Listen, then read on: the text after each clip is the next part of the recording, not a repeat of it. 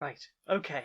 So we've done the 10-second silence, we've clapped to synchronise. Yep, we're all ready to go. Okay, right, now, you need to roll for the opening of the show.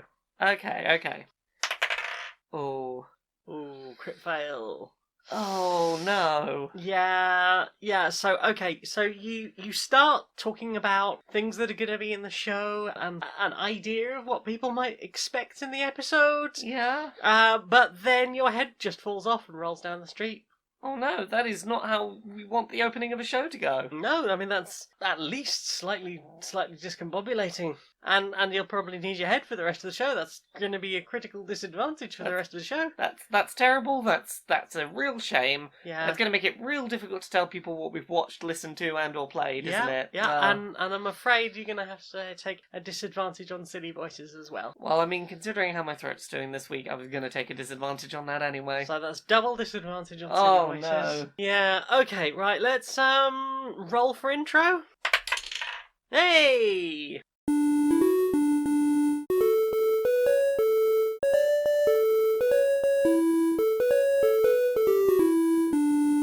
Greetings, strangers, queer and pleasant. I'm not Laura Kate Dale. And I'm not Jane Eyre's Magnet. And welcome to another episode of Queer and Pleasant Strangers, that podcast where, so long as my voice holds out, two queer trans ladies talk about things we've played, listened to, watched. We do some skits and silly voices. How are you doing this week, Jane? I'm alright. I'm expecting that next week's podcast will be like the exact opposite of this. Yeah? You will be recovered, I will be coming down with it. I hope you don't come down with whatever this is. I think it's... We're a closed system, it's gonna happen. Yeah, this is the problem. I travelled, I went out after travelling, just lots of being around people and being very tired, and oops, I caught the lurgy. Oops, all lurgies. Yeah, so I've been a bit struggly this week, but I'm here, I'm fine. We're doing a show. You're here, you're queer, we're inside your ears. Something like that. So, shall we get on with the first segment of the show? Yeah, what have you played? What have I So many played? played things. So should I talk about the thing I played while I was away first? Okay. Yeah, so this last week, last time we recorded the show, I was in the Netherlands. You were? Because there was in the city of Utrecht, there was a sustainability-centric game jam going on. Mm-hmm. We talked about it a little bit last week. Basically, a bunch of second-year game development students from across this Dutch city were put into like 4 different camps making games about...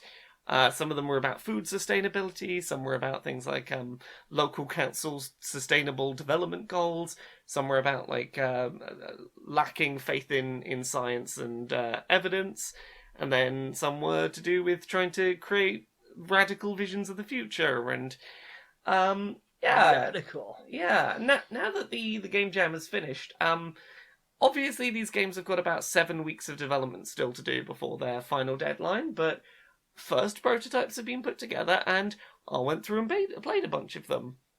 Some of them are still very rough around the edges, but there's a couple of them in particular that I wanted to highlight because I think that they definitely show promise, and I'm really interested to see what how they turn out. So, first one I wanted to talk about was a game called Harm to Table, and it is a local split-screen co-op game where one player is working on a farm, basically producing food that's going to eventually get shipped and sold to supermarkets. And the other side is a player doing a sort of silly rushing around a supermarket. They've got a shopping list. They're trying to collect all the items by bumping their cart into things.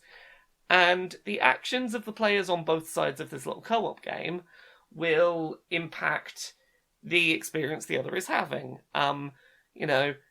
If certain items are being purchased way too often, that might create demand that sort of prices the farmers out of the market, or there's interesting back and forth between how the farming side and the consumer side interact that sort of impact each other, and trying to teach people about like, hey, here's some silly fun gameplay mechanics, but also learn about sustainable practices in where your food comes from.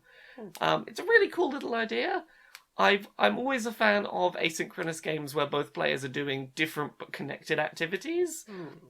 And it's definitely one of the ideas that I think if it's if it's developed properly, could be a really good little game. So that's one. Do you want me to keep going with these? Yeah, Should I just get these out in a big batch? I wanted to talk about Simfluencer as well, which is another really interesting one. I think I talked a little bit about this last week because it was one of the earlier concepts that came together. Basically, it's a little fake social media app where real world things that are going on right now are prompts in the game. So you might have something like, "Hey, those Australian wildfires are happening.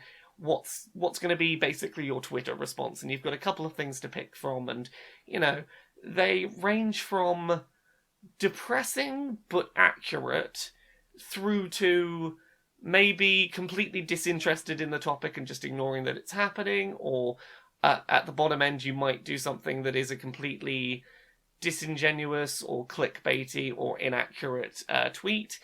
And depending on what tweets you put out into the world, you watch as your sort of follower number changes, but also your level of credibility is impacted.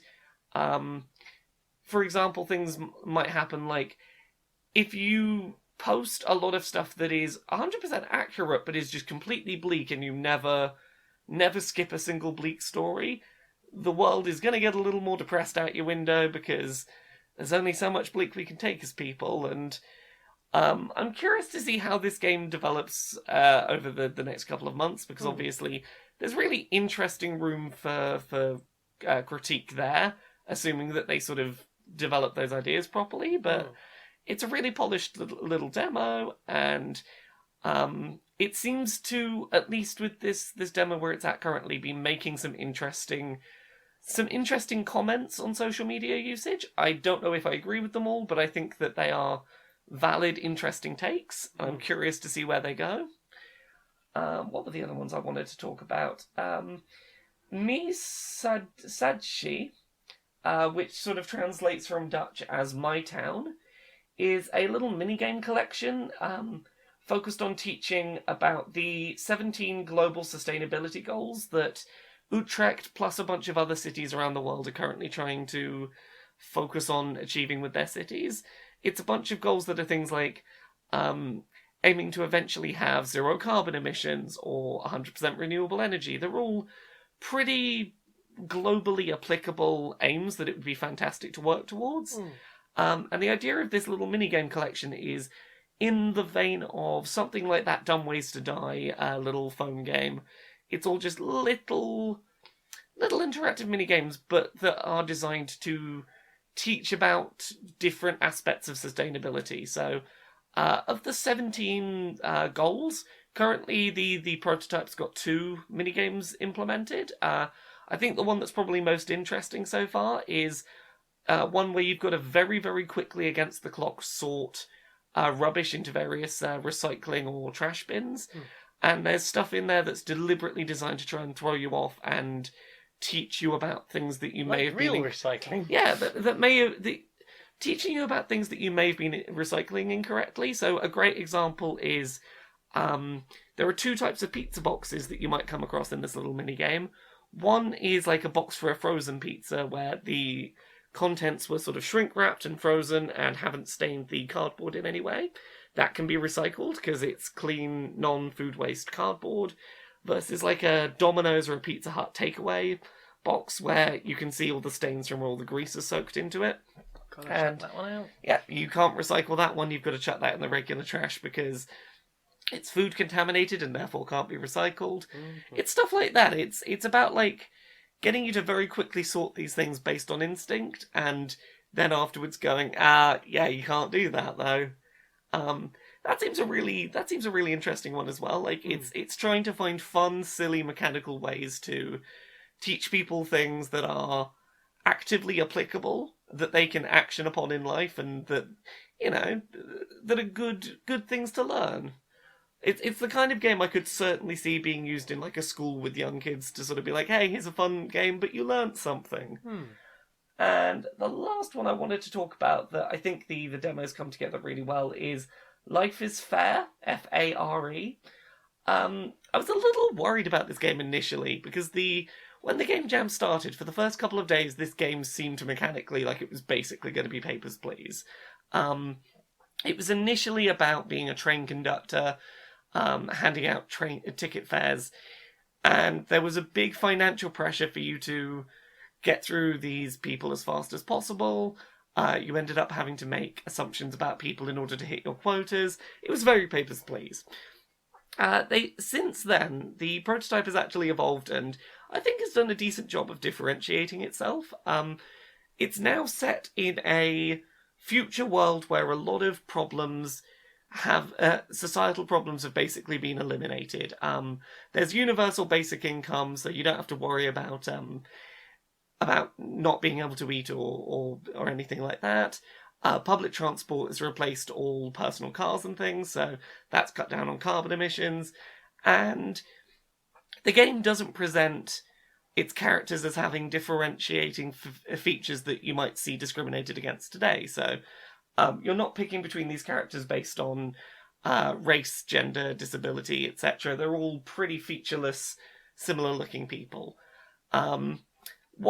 So with none of society's current factors to discriminate against, basically you don't have to rush through doing your train conducting, but there is a leaderboard that is keeping track of who is the most efficient train conductors.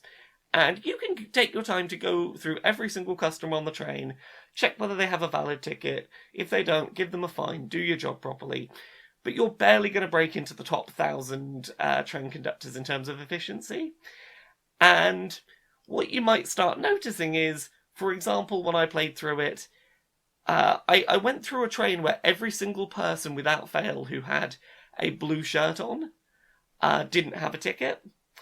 And it's starting to see if you pick up on these like little biases and go, okay, well, I kind of want to get higher in those rankings, and reliably only people with blue shirts and everyone with blue shirts needed fining. Maybe I'll just go through the next train and just fine everyone with blue shirts, and maybe that works, and maybe you end up like in the top 100 on the thing, and you're like, oh yeah, I can do this. You start speeding up, and then you go through a train where that's not the case, and you've accidentally fined a bunch of people who shouldn't have been fined, and missed a bunch of people who should have been fined because, oops, you acted on prejudices and rushed to try and get a high score.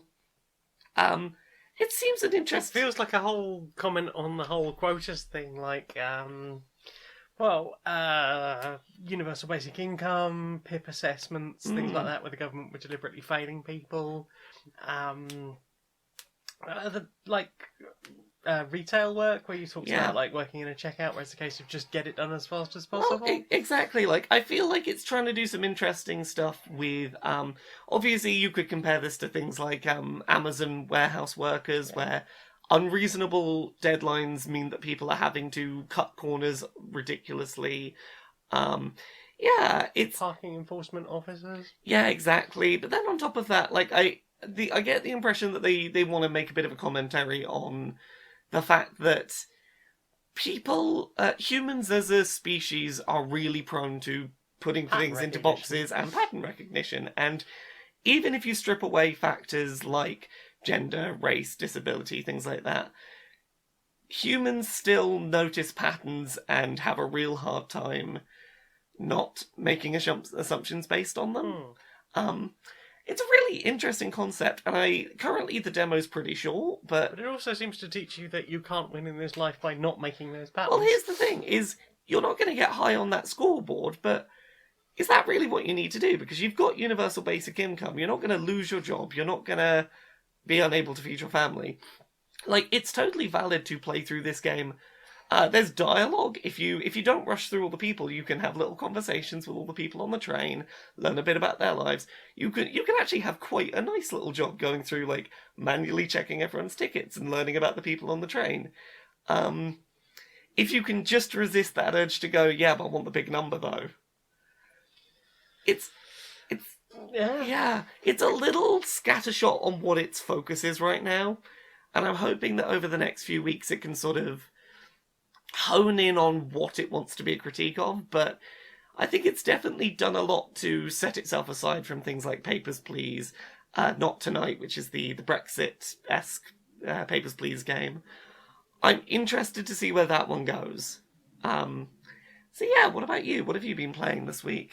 Not a huge amount actually. I booted up Million Onion Hotel for the first time in a really long time. Oh, yes. I am still bad at that, but I like to tap the onions and make onion things happen. I mean, it's quite fun to tap the onions. It's fun to keep tapping the onions and tap the bigger onions and then repeatedly tap the asparagus. Oh, the asparagus. Yeah, I think it's asparagus. I think so. Yeah, it's a fun little game of trying to do like combo matching and stuff. Yeah. I'm not super good at the combos, but it's just like really charming watching the little onions and the tennis ball or smiley face, whatever it is, rolling around. It's a real sweet little game. The weird interstitial cutscene yeah, things, little vignettes are. I'm not entirely sure what's going on with there yet. I feel like there is a big story, but I've not really understood or seen a lot of it yet. Yeah, it's a little vague at the start. It's a bit it's a bit surreal. But yeah, for a mobile game, it's good fun, and I remember I remember getting it a long time ago based on I think you and Jim talking about it. Yeah. But it's one that sort of sat there in my games folder, not getting played, because when I need to mindlessly not think and play a game, I'll usually go for a Sudoku. Yeah, that's fair. But yeah, a Million Onion Hotel. I tap all the onions. Tappy tap tap. Tappy tap tap. Tappy tap the onion face. It's really well made for a mobile game. It is quite a fun little game. Mm-hmm. What about you? You got any others? The only other thing I've played really this week is I've continued with that Nuzlocke playthrough of Pokemon Shield. Oh. I've made it through the 5th gym now, so that's a positive. I made it past the the fairy type gym. On the not so positives, I did lose my starter Pokemon. Yeah, that was a real bummer. Against the 4th gym, which was a ghost type gym. I just had a real unlucky hit with a Pokemon. I knew I was going to have to take a hit from a Pokemon, and I was like, look, my Sobble, it's fully evolved to an Inteleon now. I'm sure they've got full health. I can probably switch into them, and they can take a hit pretty well. They did not take a hit. Well, here's the problem. I expected them to take around half my health, and I was like, I can deal with that. They got an unexpected critical hit, and there's nothing I could have done about it. I've looked back over the footage. It was statistically the best choice I could have made. It was just a really poorly timed crit when I desperately needed it not to happen. But after putting a lot of press F to pay respects in the chat, we soldiered on. We now have a big metal bell with arms that is our steel-type Pokemon. That got us through the fairy-type gym unharmed. I finally got my first electric type. Ooh. I got a Joltik, little electric dog. I've still got a pretty good spread of types. I've got... what have I got? I've got a water type, I've got a rock type, I've got a grass type, I've got a fighting type, a steel type, an electric type, a fire type. I'm feeling pretty comfortable with the team I've got. And I've still got a good over half a dozen. I think I've got 8 Pokemon in reserve still alive, so I'm feeling okay with my chances right now. But yeah, losing my starter was rough. Have you played anything else this week? We played some Magic the Gathering. Yeah, we did. I feel like we've talked about that a lot recently. I mean, it's a thing we've played a lot recently. It is. Yeah, we did another Theros draft. Yeah. Well, not a draft. We grabbed 6 packs each and cracked some packs and built some decks and... We built draft-sized decks, but from just opening packs. Yeah. Because apparently that's easy with 2 people. Yeah. I built a little green and red deck. Yeah, it was very good. You got a nice little combo. You got your the labyrinth thing and the Minotaur that goes with it. Oh yes. So I can sort of target specific creatures rather than relying on you to defend with that thing if I want to destroy something specific. Yeah. I was quite enjoying that Hydra that kept sort of doubling one of my creatures' strength every turn, which comboed really nicely with give it some wings so it has flying, and then give it hexproof. So it's like, oh, this is getting real strong, and it can fly, and you can't magic it. Oh, speaking of hexproof, double check that ruling. Apparently you can cast enchantments and spells on your own creatures with hexproof. Okay, yeah, it's just the opponent can't do spells. Okay, that's fair. I built a green-white deck. Yeah. Again. It still wasn't a good choice. I did a bad job. But then I sort of went through and fucked about. I then built a blue-black deck. You had a pretty successful round where you milled my deck down real powerfully. Yeah, You had a I think good. you still won. I still won, but I was down to like 2 cards left in my deck. You almost had me on that. Yeah. You had a real good mill loop going. You I milled did. out like half of my deck, plus like a bunch of my most powerful cards. Yes. And most of the land you needed to cast your big thing. You didn't. Did you manage to get Urzo out in the end? Oh, I got Urzo out once or twice. Yeah, that was. Yeah, you did. I think you did all right there with that. It was a lot of fun. Yeah. I've now refined that second blue-black deck I made into a full 62 card black-blue deck because I can't bring myself to delete anything else out of it. We've all been there with deck building. Just like looking at it, just like, no! I want all of you. I want all of you. It's only got 21 lands in it as well. Sorry, it's got 21 mana sources. It doesn't even have 21 lands in it. It's got that Nyx Lotus in it, because I pulled that out. It's got... Oh god, no, goodness. It's got the Nyx Lotus, it's got a bunch of Underworld Dreams for Black Devotion, it's got the Altar of the Pantheon. Oh, that card. Add colourless mana, or mana of your choice, and adds to Devotion. There's a couple of like dual colour land. It's the first time I've sort of properly dabbled with dual colour land. Yeah. I'm excited to play against that. Well, I'm excited to get a chance because I finally pulled a fucking Ashiok Nightmare Muse. Yay! The card I really wanted out of Theros. Hooray! Now I have it. That's good. My evil death, baby. Well then, time for this. So, yeah, you ready to pop a skit in here? Nay. You're not feeling up for a skit? Nay. But you know, like we do a bit, and then we do 2 skits, and then we do like another bit. Nay. Okay, so we're on episode 104. I thought you'd have picked up the format by now, but so what we do like a bit. We talk about some stuff. Nay. No, we do. We definitely do that. I edit the skits between the chat bit. Nay. I do! I've been doing it all this... Oh, wait. Are you a little horse? Oh. Every year, millions of people around the world have to suffer mild discomfort. On the surface, they could just appear like you or I. Deep down inside, some part of them is getting lost, making their lives feel incomplete. Give just £2 a month, and you can help us stop people's socks falling down inside their shoes. So, what have you put in your eyes? Not a huge amount, because we've been travelling so much this week, but... Well, you've been travelling a lot. Okay, I've been travelling a lot. I watched last week when we recorded. I think I was a couple of episodes away from the end of the final season of Bojack Horseman. I've seen right to the end of that show now. I was definitely spoiled by watching the Good Place finale not long before it, because fucking nothing is as good a satisfying conclusion as that. Here's what I'll say about the Bojack finale. I don't necessarily think that where Bojack as a character ends up is particularly satisfying or earned, but I think that the final episode or 2 does have some really strong moments. I think there is a moment where that show could have ended more impactfully, and I kind of wish it had done. I wish it had been confident enough to sort of end where it seemed like it was leading itself to end. It's interesting, because as soon as you said that, I was like, I bet it's this, and you were like, yeah. Yeah. Well, that final episode or 2, there is quite a depressing, dark section toward the end, and there's a particular bit in it. There's basically a poem read by a character that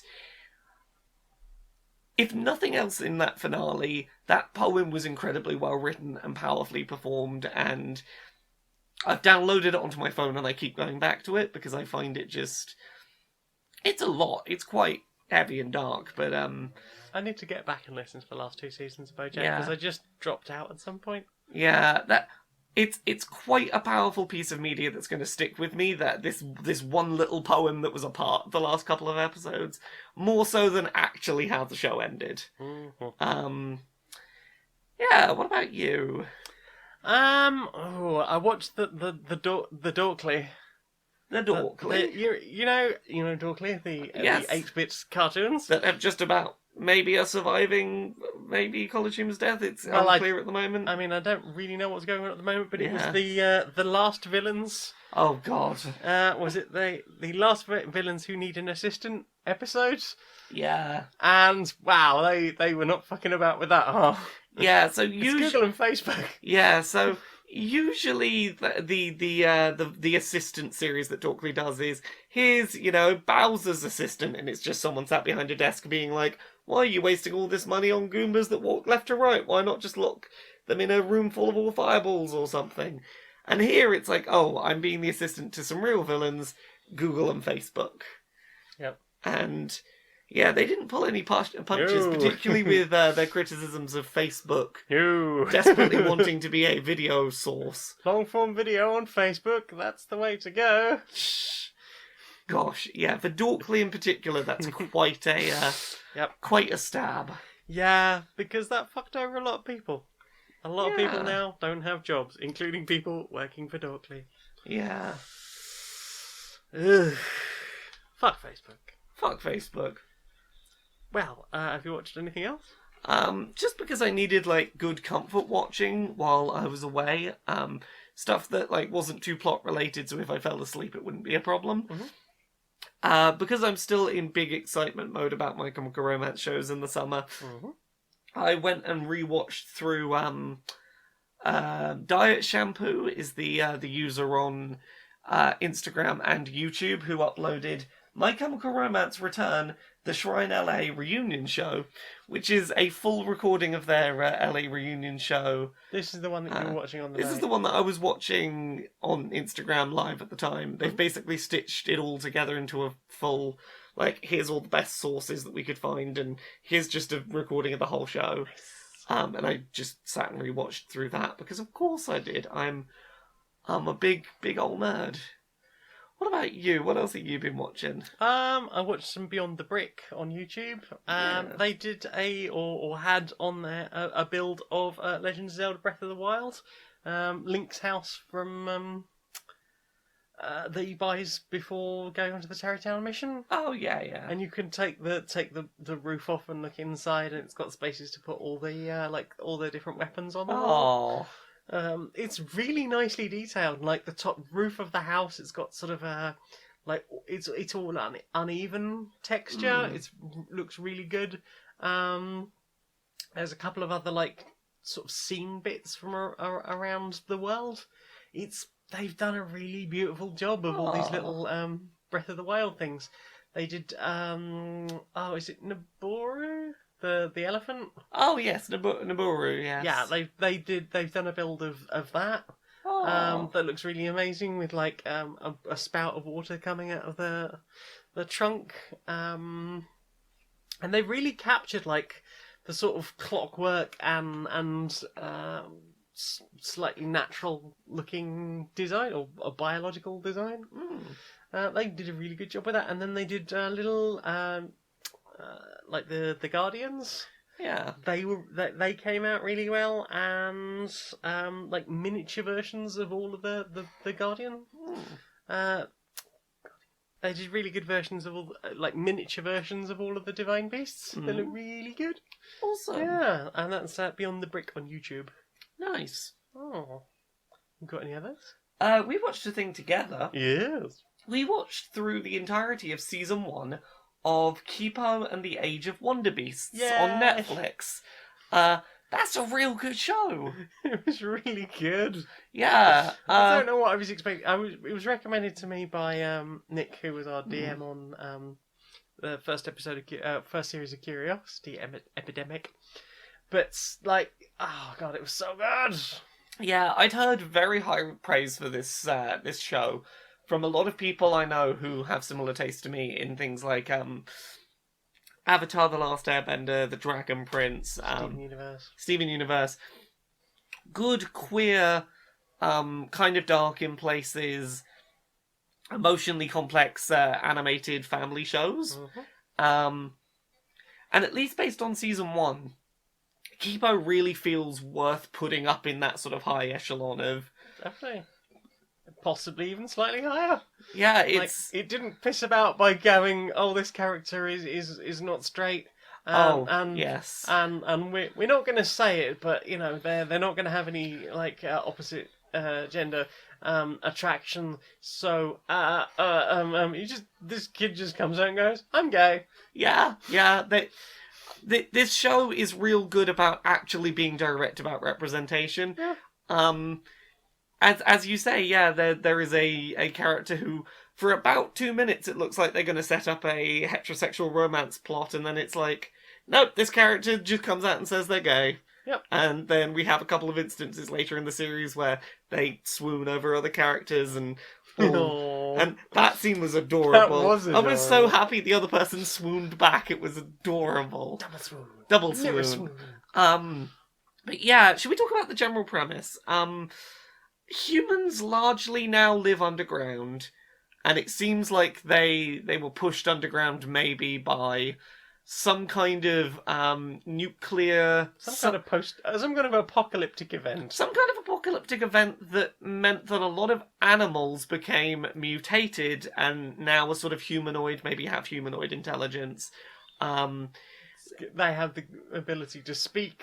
Yeah, there's a lot of referring to them... The bees are weird. Yeah, they refer to them as mutes, and initially we were like, some of them talk, why are you referring to them as mutes? It took us a while to realise mute was short for mutant. Yes. So I was like, do they mean that some of them talk and some of them don't?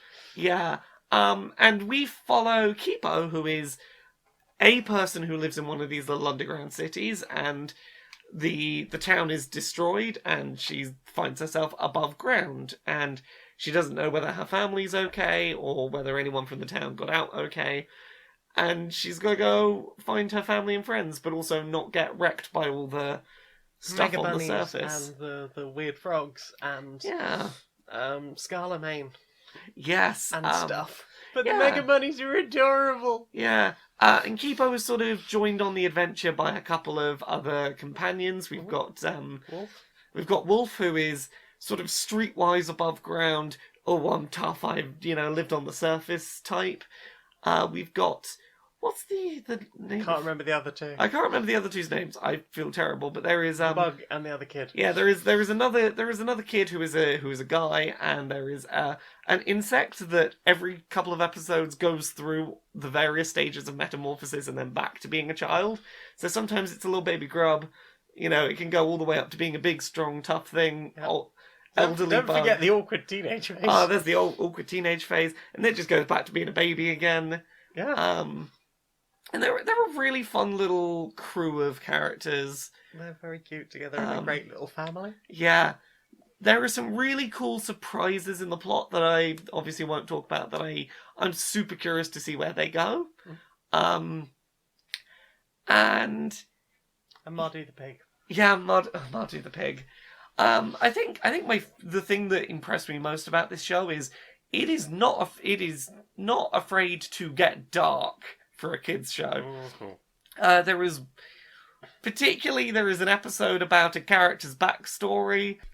Yeah, that doesn't fuck about at all. Yeah, that is like, I knew it was going to be dark. I was not expecting it to go the way it did. Ooh. It's like, oh, they're going to do a turn of some oh god, I didn't. Too dark. Too dark. Totally makes sense and justifies the way the character has been all season. But like, they are not afraid to push the boundary of what you can get away with in kids' TV. Ooh. Like, this is definitely parental guidance. Maybe a parent should check that this is all right before showing a kid. Yeah, maybe not too young kids. Like maybe like teens, I guess. Yeah, like teens, I guess, and probably sit with them. Maybe it's a lot. It's a lot in places, but it's also really fun. It's got a great soundtrack. Oh, it does. The soundtrack, I like the dubstep bees. yeah, the soundtrack in a lot of places reminded me of stuff from, say, the Into the Spider-Verse soundtrack. It had a very similar, like, sort of hip hop with little bits of electronica mixed in. It had a very similar feel. Yeah. Which is very high praise. I fucking love the Into the Spider-Verse soundtrack. It's great. Yeah. Any other thoughts on that? I love it, and I'm very ready for more. Yeah. I need more of that show right the heck now. Heck yeah. DreamWorks continues to be doing fantastic stuff in the animated, family-friendly show space, because I'm pretty sure, I believe they handled Voltron and She-Ra as well. Mm-hmm. They're making good shit. Yeah, more of this. Have you been watching anything else? No, that's it really. Well then, time for this. No, we've got a new sponsor! Who's our new sponsor? Well, do you have to sometimes get up in the night to have a wee? I do. I don't like having to do that. It's very cold out there. It's very cold, especially at this time of year. Oh, all the drafty wind coming in. And then there's nothing worse than a draft around your nethers. Oh no. How about, and I know this is a little bit retro, but they're coming back. They're back in fashion. How about a blanket with sleeves? Blanket with sleeves? Yeah, remember when blankets with sleeves was like a whole thing? That was a whole thing that was very popular for a while. Yeah.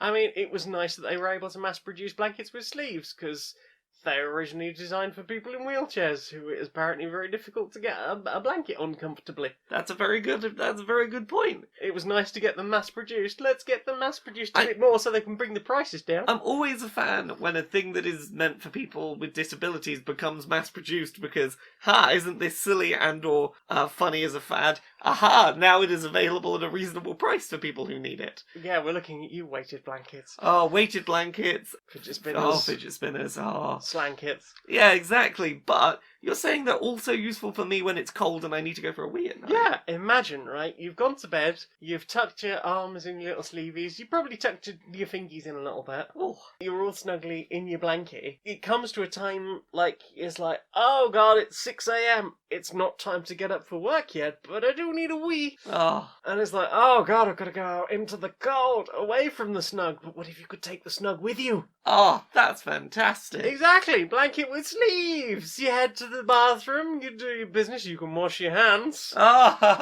In the comfort of the blanket, and then you can just trundle up to bed, having kept all the warm inside. Wonderful. Yeah, so head on over to blanketwithsleeves.lol.net and get 15% off your first order of 2 or more blanketwithsleeves.lol.net. Available in a range of colours. Wonderful. And there's even like a butt plug soup one. Oh. Because I've got to have that branding on. Gotta have the branding. Mm-hmm.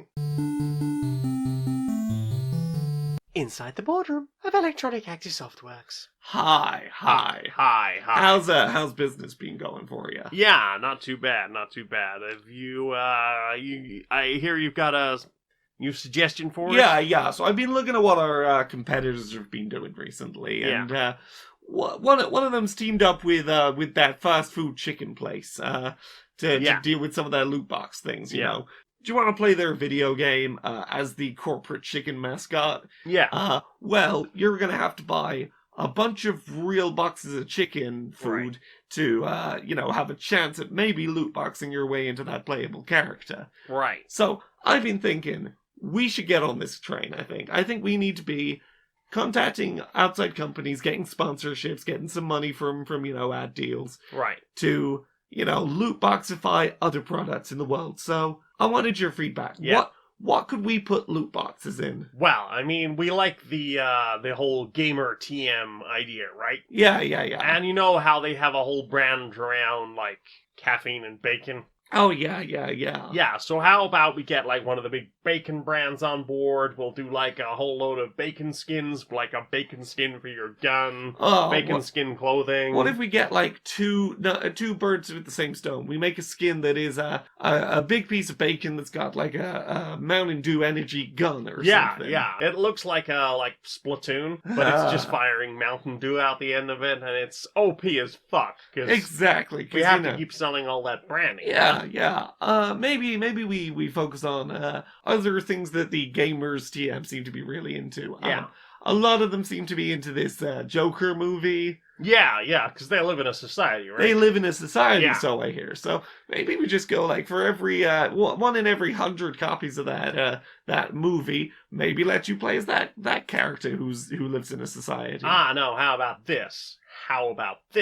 We'll sell that as pieces of a skin, so you can get like instead of a hat, it'll give you like the hair and the makeup, and then you can get like a jacket, the trousers, the shoes separately, like a specific gun or something. I don't know what kind of accoutrement this clown has. So you're saying someone might buy a copy of that DVD and get part of a skin, and then have to buy the DVD multiple times to finish it? Well, I mean, they'll probably want to buy like the advanced version of the DVD. The collector's edition. Yeah, like the 4K Ultra edition.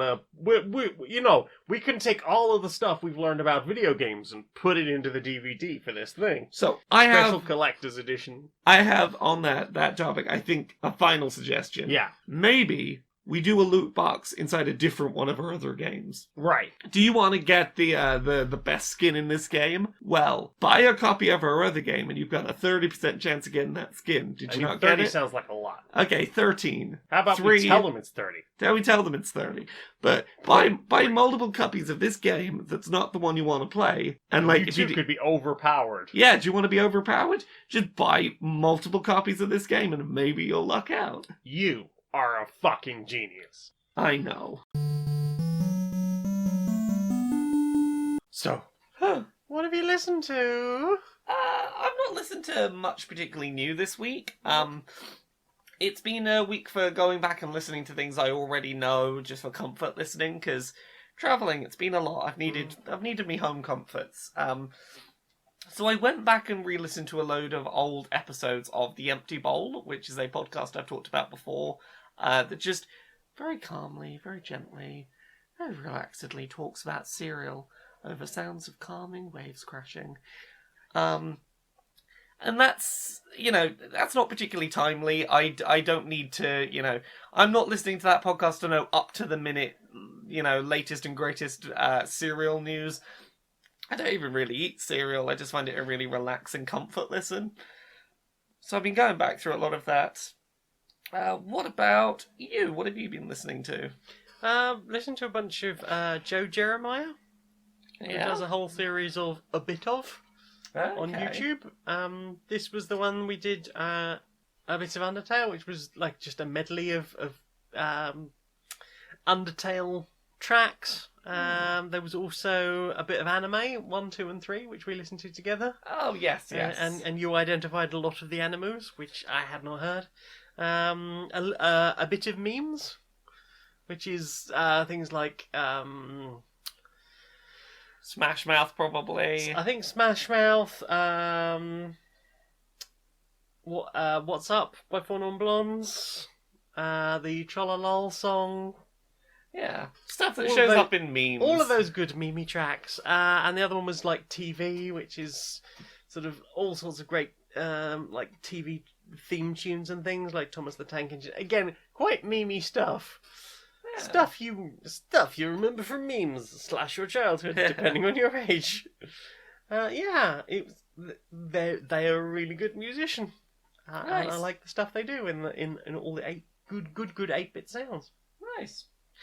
In terms of other comfort podcasts I went back to this week, for the umpteenth time I started re-listening to Welcome to Night Vale from the start. Yay. One day I will find the time and I will just binge it through and actually listen to the whole thing and catch up to date. I'd love that much time. Yeah, I keep doing the thing where I'm like, I don't want to jump back in the middle, and I just start listening from episode 1 again, and I know those episodes, I've listened to them multiple times over at this point. I don't have to focus too much. I can just listen to Cecil Baldwin's very calming voice. Mm-hmm. So that was another just nice comfort re-listen. What about you? You listen to anything else? Well, yeah, I ended. We went out dancing. We did. At the weekend, and I found the room that had the randomizer button. Randomizer button? There was a randomizer button, so if you press the button, it'll go through like a random selection of genres and eventually stop on one, and then the DJ will, in the meantime, try and pick a tune in that genre. Which room was that? That was the one with the cinema in it. Oh, I had no idea that was the thing in there. Yeah, they had they were hitting the button. There was things like Euro pop or bass or rock. They played like Nirvana in there at one point. That night out we go to is a very good night out. It was lovely. Yeah. Got Sandstorm. I think that's what got me. I was walking through. There was like, yeah, I could dance to Sandstorm being played at club level. The Venga Bus.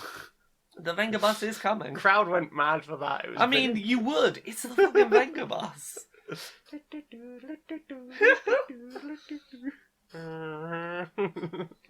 It was a lot of fun. Yeah, I think that was most of what was listened to that night.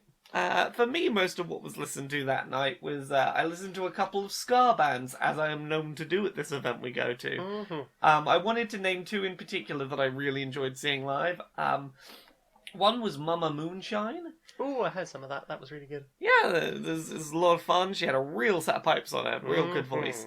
And the other one was Town of Cats, who were definitely not afraid to be a little bit political and shout about things that are not quite right in UK politics and society right now. And I love a good bit of stompy, angry political ska. Mm-hmm. So both of those I would recommend, just check them out. They're both a lot of fun. Definitely. You listened to anything else this week? That's pretty much it. Well then, time for this. Every day, bigots around the world are being silenced and no platformed. You might see them in newspaper articles, on network television, broadcast around the world to a huge audience. But they're being silenced. Their voices aren't being heard. You can help them. Raise their voices by sharing their bullshit on social media. Or you could just ignore them, I guess. That would probably be better, right? I mean... Yeah, fuck them. Hey there, kids! Hey! Do you remember your favourite snack back from when you were younger? Oh, I'm really craving those. Do you remember the snacks? There were just too many colourings in them, but they just got rid of them. They made me so energetic. Do you remember that drink that they just stopped doing because, like, only you and, like, one other person was ever drinking it? It was my favourite thing. I loved it. Well, come on down to Temporal Imports. We can get you those missing snacks. We can ship it to you through time. Wow, I can taste the time travel. Question time, some questions. What's the questions? First question comes from Samuel West. You've been uploaded Tron style into the internet to escape the coming apocalypse. To your horror, all the good bits of the internet are awful.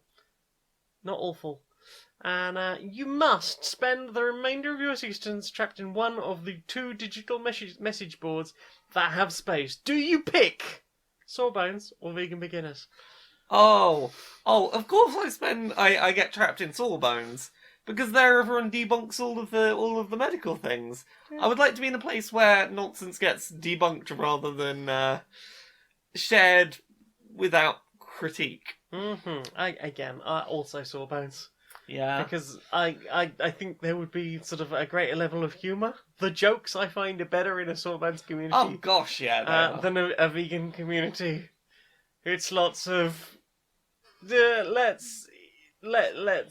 only animals the only way you should shoot animals is with a camera. I mean, yeah, Please but just still, let me back in let me in Sawbones so I can laugh at jokes about Pliny the Elder. right. Gotta laugh at Pliny. Callum Turner, hi Callum. asks, in the light of the nearly perfect ending for The Good Place, are there any pieces of media that you felt were so close to ending brilliantly, but just missed it enough to leave a bad feeling? I mean, Bojack came up like earlier this episode. If that had ended like 20 minutes earlier, if that had ended with the end, the fake out first, like, oh, this is how it's going to end, I probably would have actually had a lot more praise for that show. Yeah. For me, I don't actually remember it. Yeah. All I remember is how I felt at the time. So I could be completely wrong about this if I watched it again now. The ending of Battlestar. The most recent series of Battlestar Galactica rather than the original. Yeah. Like, first few series, really enjoyed. Enjoyed some of the feature length stuff, but because I didn't watch it at the time, didn't quite know where those feature length episodes were supposed to go. So sometimes that was a bit weird. There was just the episodes as a whole were going really, really well, and I was like, cool. And I watched the final season, which I think is season 6, and it was like, cool. That was a good end to that. And then I watched The Plan, and I was like, oh. I feel very bad about this. It was not good. Slightly connected, but not quite the question answers. One that definitely didn't stick its landing, but it wasn't the last episode. It was a long time before that it started not hitting the landing. Lost always comes to mind. The final season of Lost was the problem, not the final episode. I suppose that was the ending, I guess. Yeah. And on one that I think did stick the landing just as well as The Good Place. If you've not watched it, Crazy Ex-Girlfriend, I think, has a very similar level of completely satisfying ending that feels justified and earned and really good and cathartic, and, you have a little cry and it's really beautiful. That is a show, I recognise its early couple of seasons feel a little traditional relationship comedy drama. It really, there's a couple of seasons in, it starts really ramping up its quality, and its ending is fantastic. What's the next question? Next question is from Jane's Dungeon Kitty. What's your favourite potato dish, and can I have a hug? Yeah, here's a hug. Favourite potato dish? Just a good portion of chips with a crispy outside, fluffy inside. Maybe a little bit of spicy chili-ish powder or something on it, with just a nice ketchup. Just go real simple. Maybe have a couple of different sauces to dip your fries in. Have some some barbecue sauce, some sweet chili sauce, some ketchup. Just a good portion of crispy on the outside, fluffy on the inside fries and sauce. Good call. I would go with slice of toast. Thick layer of mayonnaise. Leftover mashed potato from the night before. Smash that on about 1.5 inches thick. Cover the whole thing in grated cheese and pepper, and then shove it under the grill. Oh, nice. It's really good. So many carbs. It's a lot of carbs, but it is really good. Not had it in a while, actually. Might have to Treat invest in a yourself. potato. Tricky asks, in the movie The Day After Tomorrow, there is a fun bit where the survivors argue about which works of classical literature they should burn first in order to stay warm. They expand that. Let's expand that to video games. Which game would you burn first in order to literally stay alive? So I think it's got to be something that's had a physical release. Yeah. So I can't burn the works of Digital Homicide. That's fair. I think I could probably, burn some of COD. Yeah, probably burn some Call of Duties. Not the first one. I quite enjoyed the first one. Physical copies of Minecraft. We can burn those. There are physical copies of Minecraft? Yes, that got physical releases on a bunch of stuff on consoles. I know there's a Switch cartridge for it. Yeah, we'll burn some physical copies of Minecraft. I feel like burning anything Switch related is going to just lots of choking fumes. Well, maybe, but we'll just, cover our mouths during that bit. I'm trying to think of any other games with creators who've turned out to be real bad. Night in the Woods? Yeah, probably Night. As much as it pains me, probably Night in the Woods. We could burn some of Peter Molyneux's stuff, probably. Yeah. Burn copies of Fable 3. I think there have probably been so many free copies of Myst given away, like in cereal and newspapers and stuff. You could probably burn some of the copies of Myst. I'm not saying we get rid of Myst entirely. No. Burn a bunch of, cereal box freeware as well. Oh yeah, a lot of that. Although, some of that is quite charming. Yeah. Some of the Burger King games. All those Burger King ones were alright. Yeah, I think that'll do us. That'll keep us warm for a few hours. Beth Turner asks, what are the most beautiful places you've ever been to? And what beautiful places do you hope to someday visit? Ooh. Do you have any answers for this? Ooh, Peak District was very pretty. Oh, Peak District is very pretty. There's a woodland near where I used to live that I used to love wandering around, and the first time I went there, might have been a little bit inebriated. Everything was slightly more colourful than usual and very pretty. I see. And I spotted a deer across this like beautiful open field with like really long grass, and just like little patches of like big, really old trees. And then I just sort of walking. It was all quite magical anyway. And then it just sort of stopped, completely froze. It just looked into like this little opening in the trees, just that sort of led along a path, sort of into the actual undergrowth. And there was just a deer standing there, just looking out, like, hello. I was like, fucking hell, I live near deer. What? That was cool. One physical location that I remember being really sort of awe-inspiring to look out from was when I was out in Melbourne a couple of years ago. Of all places, it was some corporate building, and I know this doesn't sound like the start of a beautiful place to be, but we were on like the 20th, 25th, 30th floor, like real high up, and you know me, I like views from very tall places. And like this floor had just all clear glass walls around all the sides. There was no physical, like, visible obstructions to your view.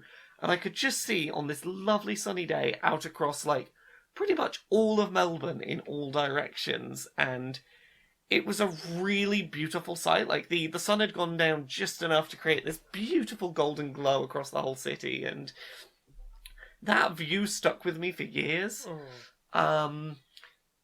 Also, that big hill near us.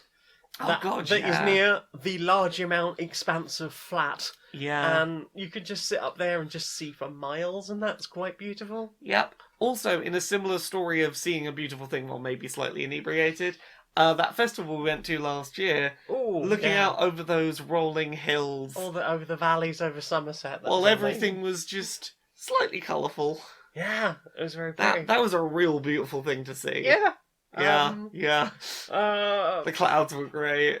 I think it was probably 1987 or 89. I went to a woodcraft folk camp. Oh. And they took us to Weston Park. I have no idea where that is. It's somewhere in the UK. And just one night they were like keeping all the barbecues or the bonfires really, really low. There's no like lights or anything, like floodlights or anything from nearby. And the moon was like really bright. Yeah. So you could just see and walk around really fucking easily. And just the view of the sky without all the light pollution, just how much you could see of just like the Milky Way. On a similar note, I stayed at like a little cottage in the Lake District, far enough away from things that there was very little light pollution, and there was a hammock outside, and I just lay in this hammock looking up at this like no light pollution blocking sky, looking out at the clouds on a clear night. That was gorgeous. What about places you want to go? I'd say Canada. I've always wanted to go and see. I've always wanted to go to Canada as well. Canada's the big one I would love to go and see. There was a period of my life when I wanted to go and drive chains across Canada just so I could go, isn't it amazing? And I get to see it. I mean, I'd be super up for just taking some long train journeys across Canada with you. And just looking out the windows at beautiful bits of Canada on trains. Oh, heck. That's a thing I'd be up for. Ooh, well, maybe one day we'll have... Invite the two of us finances. to do a Queer and Pleasant Strangers panel in Canada. Someone invite us to Canada. And get me a passport. Oh god, it'll have to be blue now. Actually, you've got a year to still get a red one. Right, quick, I better get my fucking passport in now. Word asks, if you were an NPC in a video game, what would be some of your lines? Greetings, strangers, queer and pleasant. Greetings, stranger, most queer and pleasant. Remember, until next time, be a stranger. Are we just the Queer and Pleasant Strangers NPCs? Yeah, I guess we're the queer and pleasant NPCs. You welcome... We operate like a little shop somewhere in the game, and you welcome them in, and then I, say goodbye to them as they leave. I mean, I've worked in retail, so I've been an NPC. Yeah. I've had the, this is your line to answer the phone, this is what you say when people come into the shop. Yeah. Can I help you at all? I like that vision Have of a us. good day. I like the vision that as they enter the shop, you say your line. You go, "Welcome, strangers, queer and pleasant." I say, "Until next time, be a stranger." As they leave, Yeah, I love it. I think that's quite cute. We run the queer and pleasant sex shop. Larry Yellinghamby asks, if a caucus goes wrong, does that count as a cork up? Yes. That particular caucus recently was definitely a bit of a cork up. Ooh. Chrono Hellraiser asks, what are some of your favourite Indian food dishes? Oh, what's that tomatoey one I like? Tikka masala. I like a good tikka masala. Mm-hmm. What about you? What do you You like? like a garlic naan as well? Garlic naan. I do like a good garlic naan. I wish I could get a good garlic naan that was vegan. Yeah. Bloody hell, I love naan bread. Yeah, naan bread is great. It's so starch. We need some good garlic. We need some good vegan naan recipes. Yeah, just like a vegan naan with like vegetable tikka masala, Oh. like wrapped up inside it, and then just eat it like a weird Indian burrito. That sounds amazing. Right? Yeah. A little bit of coconut rice in there. Coconut rice is great. Bombay aloo, I fucking love Bombay aloo. Couple of onion bhaji's. Oh, I love sagaloo as well. Oh yeah. I love me some spinach with fried spinach with flavourings. What else? I think that's usually our. That's the most vegetable samosa. Yeah. One I used to like. There's the prawn something. Fal, not a fal. Oh, dal? No, that's lentil. Uh, I can't remember what it was, but prawn puree. Sorry. uh, That's really good, but you it's know, not vegan. Funnily enough. you know what's underrated and I think is great? A good korma can be lovely. Oh yeah. Yeah, like so a properly spiced korma where it's got like enough of a depth of flavour can be real lovely. A real depth of flavour, a really good scent on it, and Yeah. just like nice and creamy. It- But it's- I think too many people get obsessed with gotta have the hottest thing, Yeah. gotta tough it out, gotta be the hardest. Yeah, exactly, but I'm like, no, you can put some wonderful flavours in a korma and it's lovely. Daniel Thomas asks, if this is too serious, then ignore me. But why are you so anti-police? Genuinely intrigued. I'd like to think that most are in the force to help, despite there being sadly some terrible apples. My perspective on this is definitely shaped by the fact that I had two police parents. I grew up very much in a pro-police household, and I can see that, like, the police as an institution are useful to have in certain scenarios. It's good in, like, a situation where a dangerous crime is actively ongoing to have someone that can come and help. However, a lot of my fear and disdain around the police as a force stems from systemic issues of prejudice that are not just isolated incidents. They happen repeatedly. They demonstrably are problems that, like, how do I put this?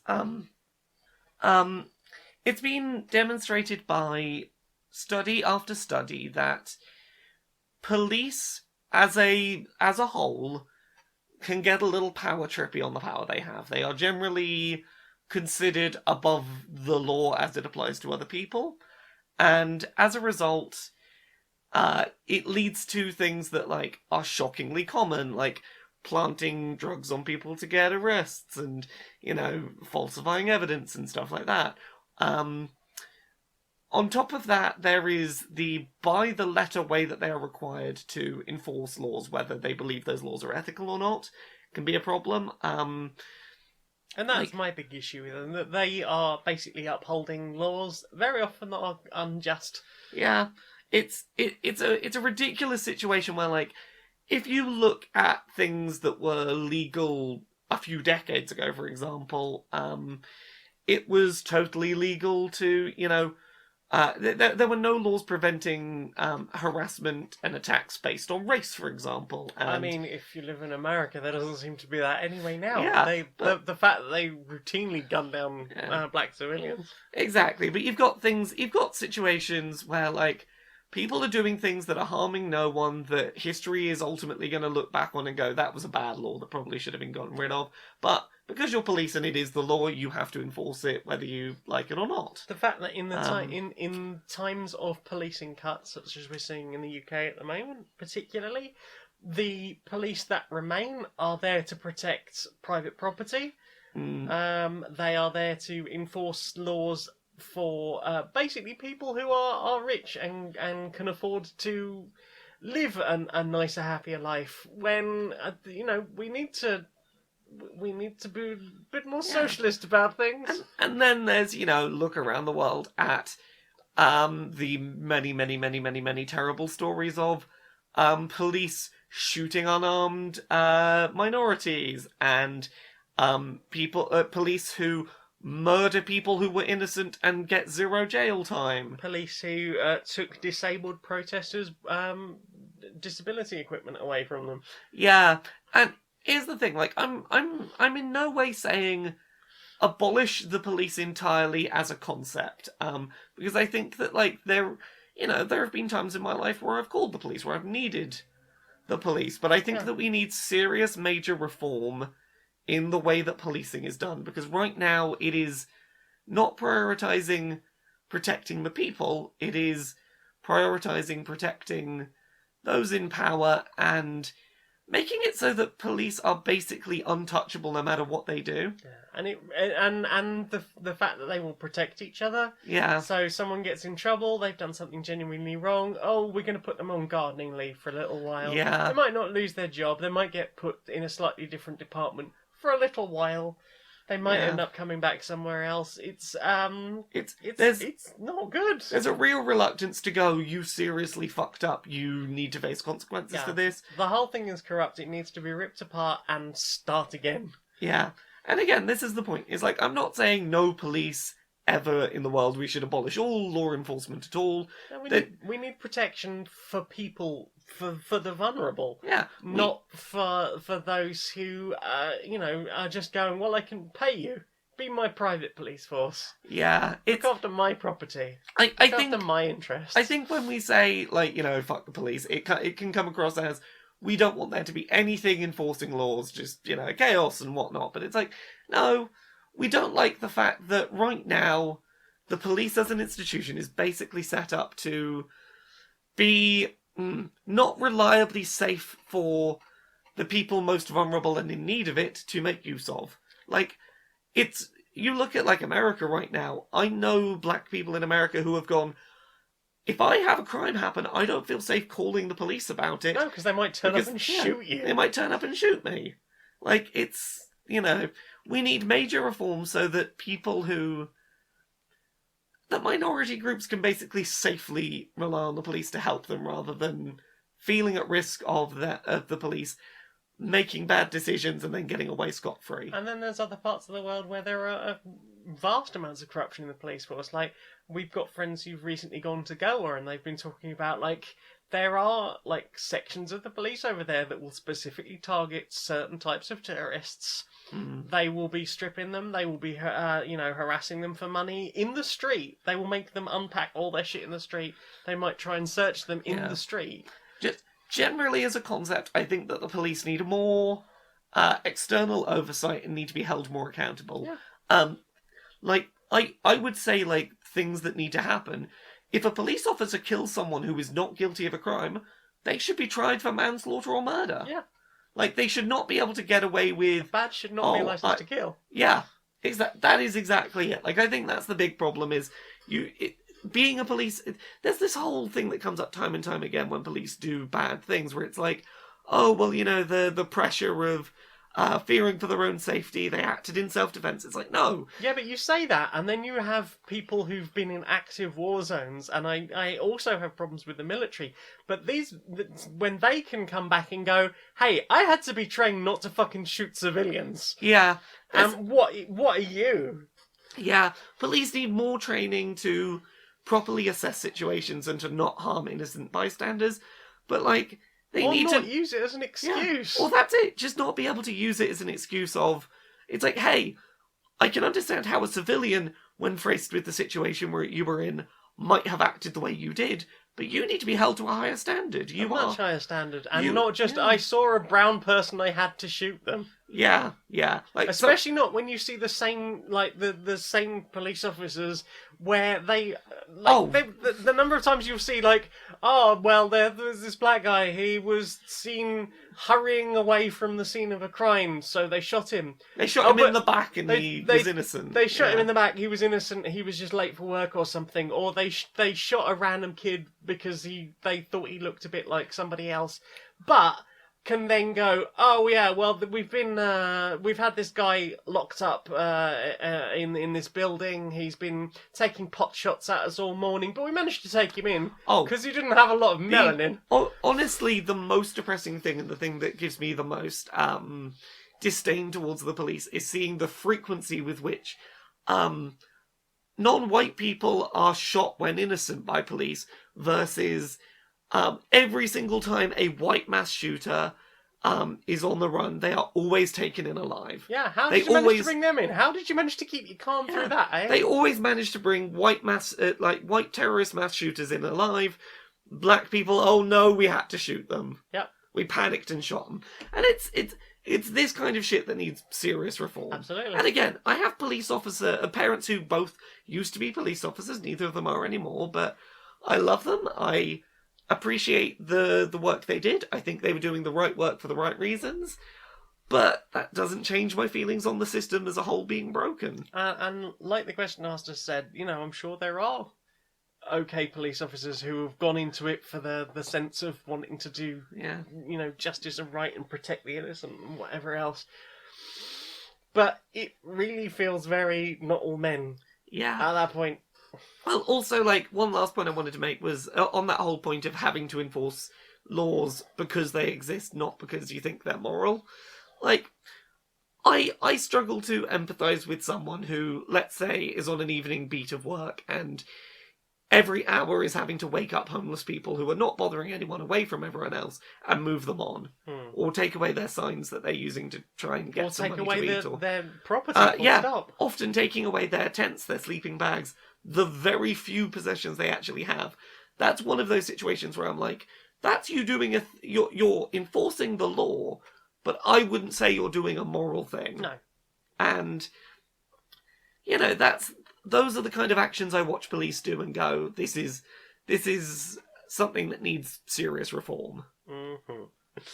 Well, there are other questions, but you're flagging a bit, and we've still got to do skits, so... Yeah, sorry. It's okay, darling. It's okay. Apologies to anyone whose questions I didn't make it to. My voice is struggling tonight. I will save them for next week, promise. So, time for this. Do you Do you know what I want to see more of? What do you want to see more Social justice warriors. Social justice warriors. Yeah. All right, Larry. All right, Barry. How you doing? I'm not too bad, mate. How are you? I'm all right. I'm quite low and gravelly. Yeah, I'm not going to have to pitch you down this week, am I? Yeah. So, how's your week been? Yeah, not too bad, mate. Not too bad. You been up so much? As you know, as I do, I've been, having a ponder, seeing what's on them social medias and whatnot. Yeah, anything come up? I've seen that He Who Shall Not Be Named Turfman Extraordinaire has been about again recently. Not that one. Oh, that one, yeah. Yeah. I hear they no-platformed him on some Newsnight the other night. Oh, yes. I have no platform. Totally See me on silenced. Newsnight talking about how I've been silenced. Yeah, I saw him also being silenced in the Times this week. Yes. He's been silenced in some He's real been places. silenced by the trans cabal this time. Oh, yeah. So this is what he was on about. He was talking about how, his latest crusade has been trying to find a list of doctors that will, he's been very careful with his wording, but he's been trying to make a list of doctors that, while being careful about the wording, will support conversion therapy. Will support conversion therapy. Will support parents of trans kids who maybe want what's not best for their kid and to force their kid back into the closet. Yeah, that's, hasn't there been, a series of studies done on that showing that actually it's really bad for people and ultimately causes a huge amount of harm? Every major scientific study has basically said, hey, if you've got a kid or a teen who is, who is trans, the best thing to do is to be supportive and to say, hey, feel free to explore how you're feeling. Affirming. Be affirming, that's the word. Yeah. And then on top of that, if that persists, support them with things like, puberty blockers, which are a reverse... Puberty blockers, I've heard things about those recently. Well, I should probably debunk some of those things. Yeah. Most of their changes are totally reversible, and they basically just buy a person time to, not get hit with the puberty they don't want until they reach 18 and society goes, yeah, you're old enough to make that choice now. Harry, isn't that used only for cancer treatment on late-stage prostate cancer? Oh, so there's a statistic I see go around all the time, which is this thing of puberty blockers have a high rate of correlation with death by cancer. Don't want to give this to your teens; it will make them die of cancer. No, the reason why they've got a high correlation to deaths by cancer is because they're given to a lot of cancer patients to extend their lives. So a lot of people who already have cancer are given them. It's not that they cause cancer. No, but correlation does not equal causation. Exactly. But the thing, what I wanted to talk about is over past decades, we've had the conversion therapy fight before. Oh yes, very much so with gay and lesbian and bisexual people, which has been shown repeatedly to not to work, and indeed a lot of the people involved in these things have ended up coming out themselves and going, I'm terribly sorry for the harm that I've done. Well, this is it. If you look at all of the studies over the decades of gay conversion therapy, it basically boils down to you can shame someone into hiding who they are, but eventually they're either gonna, reject it and go, fuck it, this is who I am, and break out of it. Or they're going to die. Or they're gonna kill themselves or die, yeah. So conversion therapy doesn't work. You cannot convert someone from gay to straight. And, that's a thing that we as a society have largely, we've learned, We recognise that conversion therapy is not a thing that is effective or that it actually works, but we're seeing that conversation come up again with trans people. Well, trans people have recently become the whole, the new fight on the part of certain fundamentalist types who are, very much looking to break up the LGBT. Yeah, and as with, gay conversion therapy, you can't force someone to not be trans. Indeed. And you're either gonna, push them into the closet. You can force them into the closet, and they'll either come back out later or they won't, which is horrible. But what we need is we need people who, if you're someone out there who knows that gay conversion therapy is a bad idea, it's a thing that shouldn't be supported, you need to be just as vocal and just as loud about the fact that trans conversion therapy is a bad thing too. Oh, absolutely. It is a battleground that's going to be all the more important over the next couple of years, and we really need to be loud and vocal about. Yeah, the conservative right wing are being, very dangerous, full stop, really, at the moment, and it's very concerning. Hopefully things can be worked out and we can try and get things on a better even keel, but we do need to all fight together, and we do need to understand that you can't believe everything that these right-wingers are telling you, and, anyone who claims to be, all concerned for this and that and the other, and they're not, though. It's all concern trolling, it's all just using one group as a wedge, very often children. Yeah. We're hearing all the same arguments now about trans people that we heard about gay people for decades beforehand. Yeah. And it is the same fight over and over. The Conservatives have just shifted their focus. Yeah. You fancy that, mate? Oh, I could do with it. Yeah, so. Yeah. I'm feeling much closer to you than I was last week. Yeah.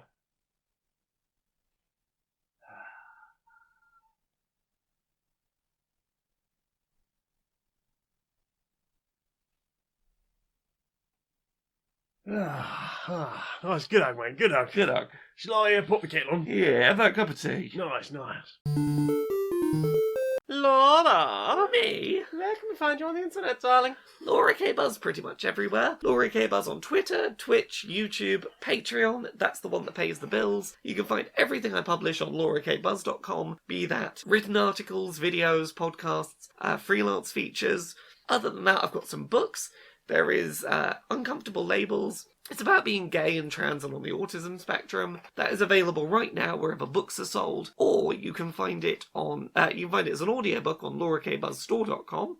Things I Learned from Mario's Butt is going to be out later this year. If you check my Twitter, we had the first page layouts for the book. And they look great. Yeah, I really like the art design that we've got. Mhm. Other than that, I'm on some podcasts. Pixel Squirt, it is a video game porn review podcast. Dice Funk, it's a Dungeons & Dragons podcast that I'm on. I'm on seasons 3, 4, 5, 6, and soon season 7. What about you, Jane? Where are you on the internet? I'm on Twitter and YouTube as Maniac Janiac. I'm on SoundCloud as Janeris Magnet, or you can just look for Stoned Monkey Radio. But speaking of Stoned Monkey Radio, I also write things at stonedmonkeyradio.blog. My Patreon is Stoned Monkey Radio, so if you want to send me as little as $1 a month, you can help me be silly forever. Imagine if I could do more sillies and actually have time to play games so that I could review them and stuff. Imagine that world. That'd be nice, huh? Anyway, if you don't fancy committing to a lifetime of, or even a month's worth of $1 a month donations, there is paypal.me/JaneMagnet if you fancy sending me a one-off. Always super appreciated. SoundCloud, Janeris Magnet. I think I might have already mentioned that one. Redbubble, you can look for Stoned Monkey Radio on there. You can get yourself a Spookaka t-shirt or a butt plug soup on a number of different products, such as t-shirts, but who knows what else, like bath mats and such. I think that's all of it. Thank you very much for joining us, Laura. Sing us out, darling. Until next time, be a stranger. I will.